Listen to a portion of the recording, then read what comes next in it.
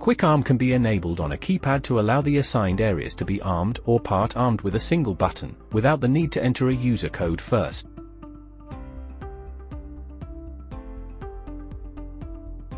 Enter the engineer code.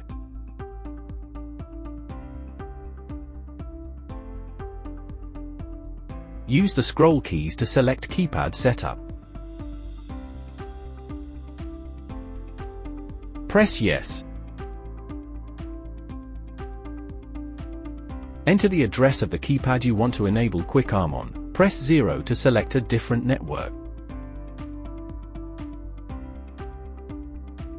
Keep pressing Yes until you see the RKP options menu.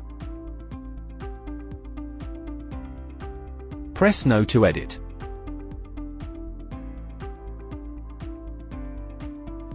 Press 7 to enable Quick Arm.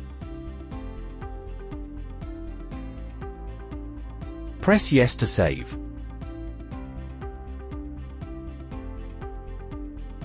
Log out to day mode by pressing Menu, 0, Yes.